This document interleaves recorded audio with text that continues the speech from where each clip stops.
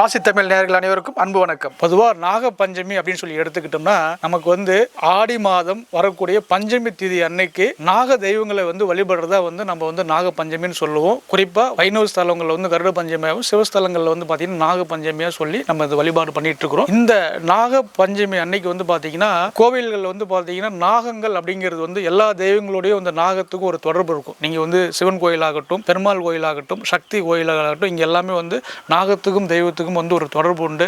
அது மட்டும் இல்லாமல் நிறைய நீங்கள் ஒரு அரச மரத்தடியில் விநாயகர் பக்கத்தில் பார்த்தீங்கன்னா 2 நாகங்கள் பின்னி பிறந்து சிலையாக வச்சுருப்பாங்க.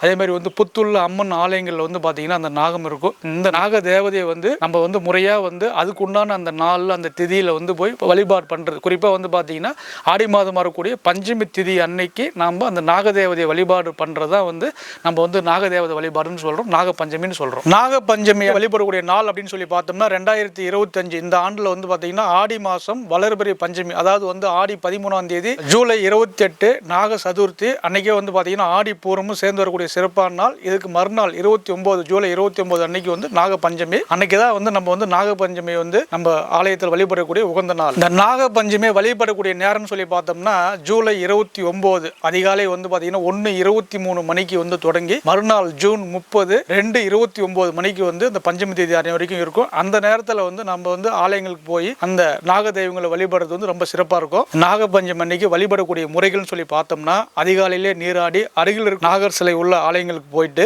நம்ம காய்ச்சாத பசும்பால் தண்ணீரில் அபிஷேகம் பண்ணி அதுக்கு மஞ்சள் குங்குமம் சாத்தி ஒரு தீபம், அதாவது நெய் தீபம் ஏற்றி, நெய் தீபம் இல்லைன்னு சொன்னால் சுத்தமான நல்லெண்ணெயில் ஒரு தீபம் ஏற்றி தேங்காய் பழம் வெற்றிலை பாக்கு கல்கண்டு வைத்து நம்ம வழிபாடு பண்ணுறது ரொம்ப சிறப்பானது. அன்னைக்கு பார்த்தீங்கன்னா ஒரு நேரம் நம்ம விரதம் இருந்து வழிபாடு பண்ணுறது ரொம்பவும் அதிசக்தி வாய்ந்த பலன்கள் கொடுக்கும். குறிப்பாக முடியாதவங்களுக்கு பெரியவங்க பார்த்தீங்கன்னா பால் பழங்கள் எடுத்துக்கிட்டு அன்னைக்கு விரதம் இருந்து இந்த வழிபாடு செய்யலாம். நாக தெய்வங்களை வழிபடுறதுனால என்ன பலன்கள் அப்படின்னு சொல்லி பார்த்தோம்னா நிறைய பலன்கள் இருக்குங்க. குறிப்பாக பார்த்தீங்கன்னா ஒருடைய ஜாதகத்தில் நாக தோஷம், அதே மாதிரி பார்த்தீங்கன்னா கால சர்ப்ப தோஷம், ராகுகேத தோஷம், இது எல்லாமே நிவர்த்தி ஆகும்.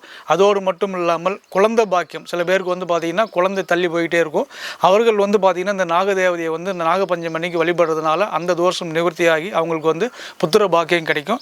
அதே மாதிரி பெண்கள் நீண்ட நாளாக திருமணம் ஆகாமல் இருப்பவர்கள், ஆண்களுமே திருமணமாகாமல் இருக்கக்கூடிய ஆண்களும் பெண்களும் இந்த நாக பஞ்சமி அன்னைக்கு இந்த முறையான வழிபாடு செய்யும்போது அவங்களுக்கு விரைவில் திருமணம் நடைபெறும். இதெல்லாம் பார்த்தீங்கன்னா நாக பஞ்சமி அன்னைக்கு நம்ம வழிபடுறதுனால ஏறக்கூடிய பயன். அது மட்டும் இல்லாமல் நாக பஞ்சமி அன்னைக்கு நம்ம வழிபடுறதுனால ஒட்டுமொத்த கிரக தோஷமும் நமக்கு நிவர்த்தி ஆகும்னு சொல்லி நம்ம ஜோதிட ரீதியாக பார்க்கும்போதுமே சகல விதமான தோஷமும் நிவர்த்தி ஆகும். காரணம் என்னன்னு கேட்டிங்கன்னா நாக தேவதை அப்படிங்கிறது சக்தி வாய்ந்த ஒரு தேவதை. அந்த இடத்துல போய் நம்ம அந்த சன்னிதானத்தில் நின்று நம்ம முறையாக வழிபாடு பண்ணி நம்ம மனமுருகி வேண்டுதல் செய்யும் பொழுது ஏற்பட்ட தோஷமாக இருந்தாலும் சகல தோஷமும் நிவர்த்தி பண்ணக்கூடிய ஒரு நாள் தான் நாக பஞ்சமி. அன்னைக்கு நம்ம எல்லோரும் வழிபாடு செஞ்சு நம்ம வாழ்க்கையில் துயர் கலைந்து வாழ்க்கையில் சகல விதமான வெற்றியும் பெற எல்லா வல்ல குருவர்களும் இறையர்களும் துணை இருக்கட்டும். வாழ்க வளமுடன்.